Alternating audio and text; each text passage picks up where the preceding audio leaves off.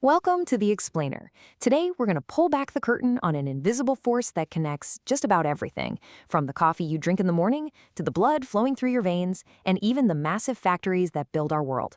We're talking about a concept that's everywhere, but still a little mysterious. We are talking about pH.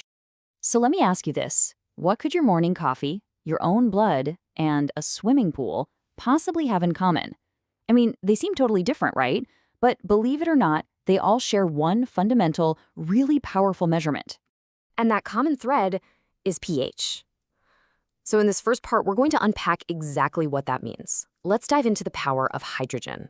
So what in the world does pH even stand for? Well, it's short for potential of hydrogen.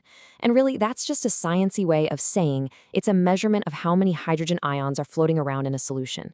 In simple terms, it's just a number that tells us how acidic or how alkaline something is.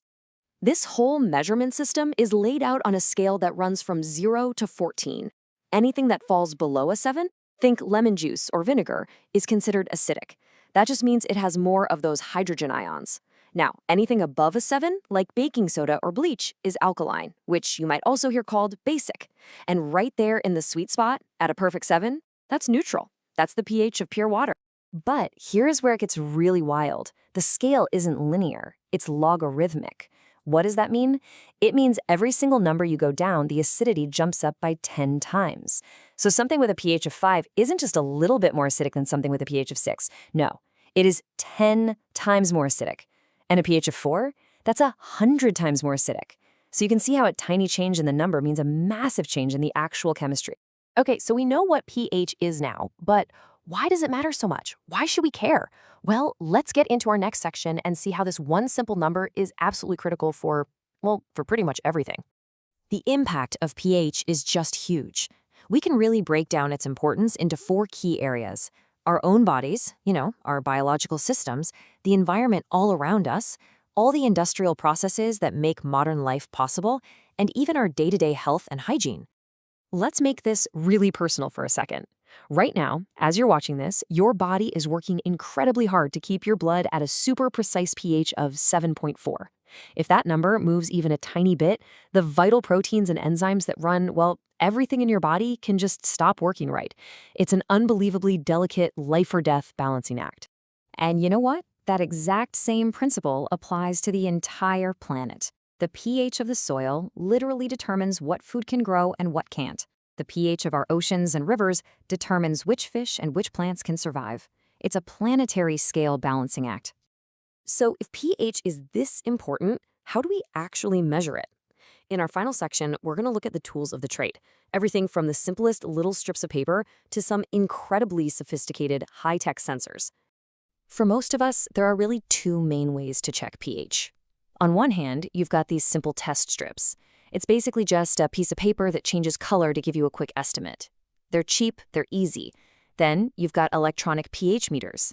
These things use super sensitive electrodes to give you a precise digital reading. This is what you're going to find in any serious science lab. But what happens when you're not in a nice, quiet lab? What happens when you need to measure the pH inside a high-pressure chemical pipeline?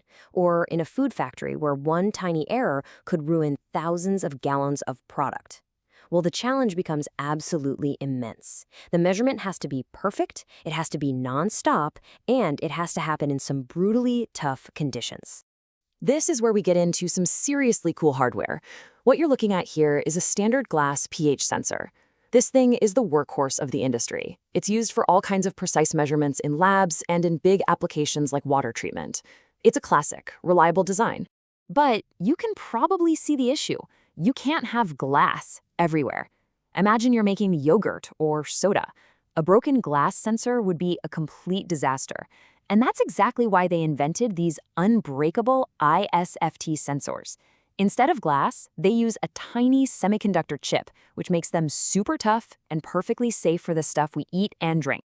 Okay, let's really ramp up the intensity. This is a heavy-duty flow assembly. It's basically a suit of armor for a pH sensor. This whole thing is designed to be installed right inside an industrial pipeline, where it has to put up with harsh chemicals, crazy high temperatures, and intense pressure, all while giving constant, accurate readings.